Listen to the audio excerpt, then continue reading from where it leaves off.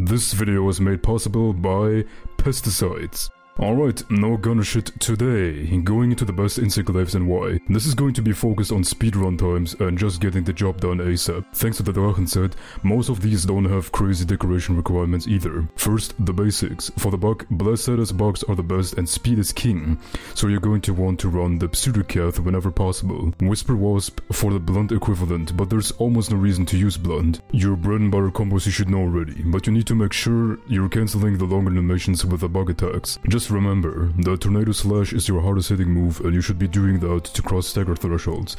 There's usually not enough time to do any of the infinite combos that insect glaives can do. Anyway, onto the actual glaives. First off, as an honorable mention, the Diablo's insect glaive, Tyrannus, and Tarth Water, which can both use non-elemental boosts, are great general use insect glaives, but they don't quite secure a spot here. The real first on the list, Deviljo's Glaive, the Grunge Storm. An incredibly powerful glaive that can also elbow seal when you need it for things like Teostra, Kirin or Lunastra. There are a few ways you can play around this weapon. Like here, I went for some White Sharpness and Master's Touch, but when Nergigantic Gamma hits, you can drop Master's Touch for Protective Polish and peak performance for whatever reason. Anyway, this glaive crushes anything and everything, but especially the Wrath family. While it doesn't beat other glaives at anything, it's only 1 to 5 damage per swing off on just about anything. It's great for a general use insect glaive that I often have to compare everything with. Next up is the Kiar Elemental Glaives.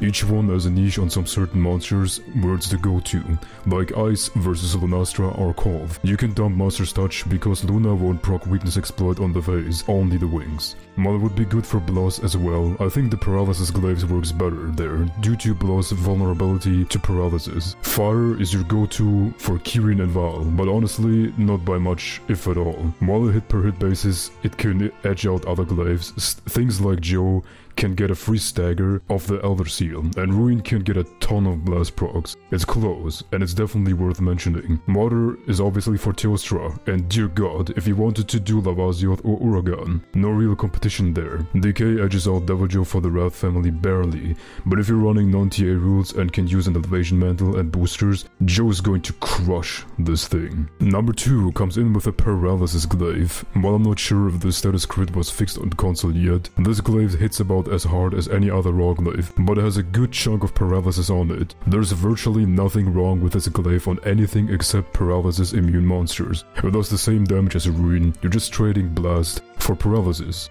Your call. And the best, hands down, insect glaive is Lunastra's Cane Ruin. It needs no handicraft for 40 points of white, though you could always get more. Its raw damage is just great, and you can get blast on top of it. This edges out Spark, Glaive vs Kushala even without the blast procs. It can compete with water on TO, which is saying something. This glaive can be used on anything and everything. There's almost nothing wrong with this glaive. Alright, there are your best insect glaives you should be crafting, and why. Just never use aerial glaives. Regards. And thank you, Fimido, for having me.